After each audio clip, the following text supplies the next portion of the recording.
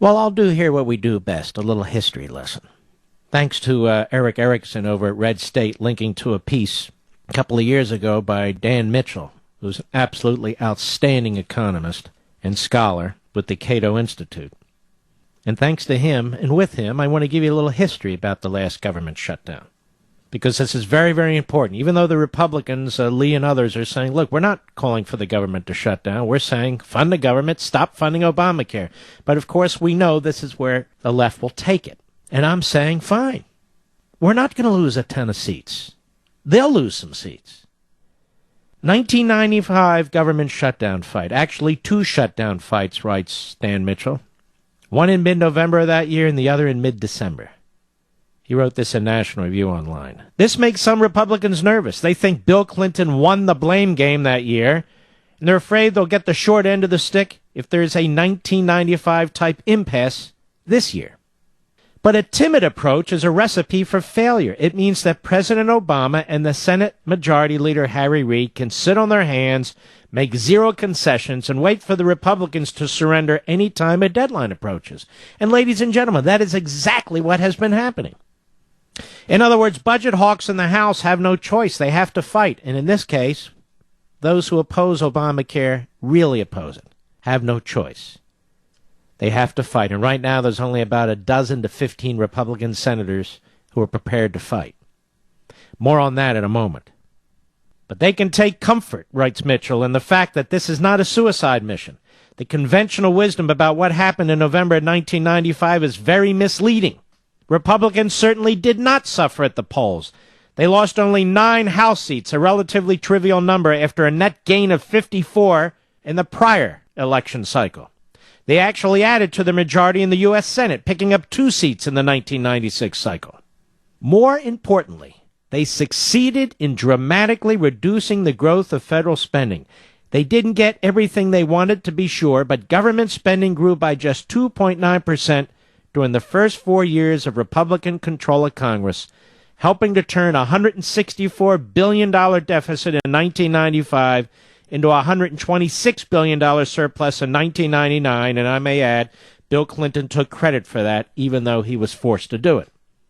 So if that's what happens when Republicans are defeated, he writes, I hope the Republican losses occur again.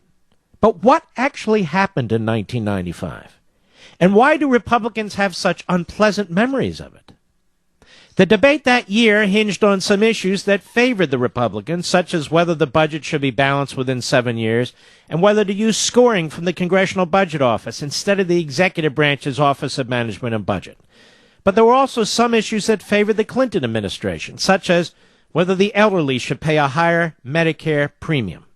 It's worth pointing out that 1995 was the perfect storm of fiscal policy conflicts, featuring fights over appropriations and annual spending, reconciliation, taxes, entitlements, and the debt limit. Also key in the 1995 fight, it was between an unstoppable force and an immovable object. Republicans sent legislation to the White House. Bill Clinton used his veto pen. Republicans said Bill Clinton was shutting down the government by vetoing legislation, but Bill Clinton said Republicans were shutting down the government by sending him unacceptable proposals. They eventually struck a deal, with Republicans winning on their issues, balanced budget in 7 years with CBO scoring, and Bill Clinton winning on his issue, such as Medicare premiums. But since the polling data favored the White House, Bill Clinton was declared the victor. But what very few people remember today is how Republicans actually held the upper hand during the shutdown, especially on the issue of appropriations. So let's look at some of the news reports during that period, from November 14 through the 19th, the days the government was actually closed. On November 16, the Dallas Morning News published an article remarking that Clinton Chief of Staff Leon Panetta's remarks reflected Democratic discomfort about being forced to vote against a 7-year time frame for eliminating the deficit. On the same day, the New York Times reported that privately, congressional Democrats and White House aides acknowledged the pressure to pass a temporary spending measure would not abate, and that it could quickly become harder to keep Democrats from voting against such a measure simply because it included a promise to balance the budget in 7 years. In fact, when the Senate approved a temporary spending bill on November 16, 48 of the 51 senators who crossed party lines were Democrats. The next day, the Washington Post reported signs that congressional Democrats are becoming uneasy with Clinton's opposition to a 7-year route to a balanced budget. In the past 48 hours, they had started to warn the White House that enough Democrats could abandon their support over the issue that Clinton could lose a veto fight, increasing the urgency of compromise. Things began to look worse for the Democrats on November 18, according to the Washington Post. Quote, although nationwide surveys this week have indicated more public support for the White House position than of the Republicans, that support appeared to be slipping by yesterday morning as the shutdown continued. The pressure was compounded with nearly 80 House members, more than half of them Democrats, by late afternoon had signed a letter urging passage of a new continuing resolution and instructing the president to work with Congress to develop that 7-year balanced budget without preconditions. The next day, on November 19, the New York Times reported that the White House faced increasing pressure from many moderate and conservative Democrats in Congress who were reluctant to vote against the stopgap spending measure solely on the grounds that it included the goal of balancing the budget in 7 years. The consensus on Capitol Hill was that Mr. Clinton would have a hard time sustaining a veto if Democrats were given another chance to vote on such a proviso. The next day, November 20, the New York Times again. White House aides, led by Vice President Al Gore, spent an anxious night of nose-counting, worried that support for the president's position was slipping away. Though public opinion polls continued throughout the weekend to show more Americans blamed Congress than Clinton for the shutdown, the White House fretted that the Republicans were successfully framing the debate in the very way Clinton had sought to avoid for months, as whether the budget should be balanced, not how. And the next day, November 21, a Times editorial echoed this analysis. So the Republican relative success was especially impressive, considering they had to deal with two political handicaps. Newt Gingrich's complaining about how he was treated on Air Force One, which was a widely reported nonsensical controversy, and the never-popular proposal to require seniors to pay higher premiums for their Medicare benefits. So, folks, what are the lessons Republicans today can learn from the Republicans in 1995? Number one, first and foremost, Republicans could keep passing bills to reopen the entire government. And in this case with Obamacare, keep passing bills to fund all the government but Obamacare.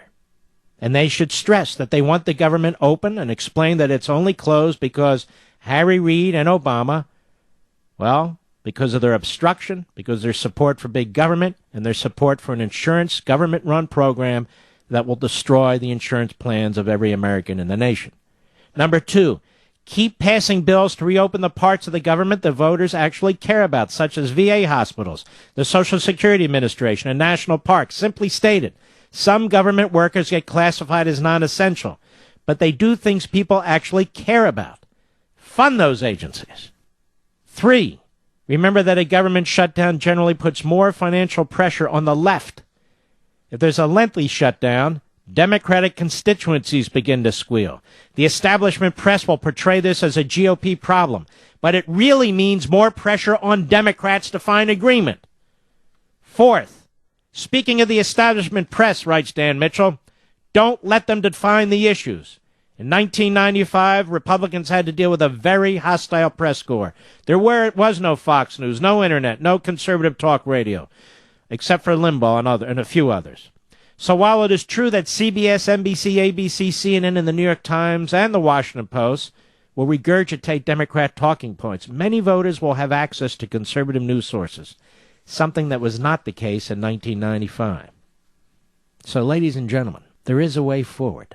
There also was not a Tea Party in 1995. There is a way forward. Mike Lee and Ted Cruz and the others are exactly right. This is the moment to draw the line in the sand and mean it. But I have some bad news for you. Mitch McConnell, this guy Richard Burr from North Carolina, others, they're already cowering, they're already buckling, and they're already attacking the constitutionalists, the conservatives in the Senate. They're trying to save the nation and save all of you from Obamacare. And let me tell you something, folks. More Americans hate Obamacare than like it. And a good chunk of the population doesn't even understand it, is confused by it. We are in a perfect position to link Obamacare, to link it to the continuing resolution, and defund it outright, or at least begin to hugely defund it.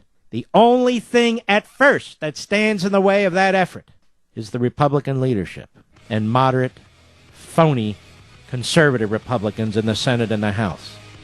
Even before we get to Harry Reid and Obama, that is an obstacle we're going to have to overcome if it's even possible. If Obamacare remains the law of the land, you can thank the Republican leadership in the Senate and the House if they don't quickly throw in with Mike Lee and Ted Cruz and fight the fight and win the day and win the century.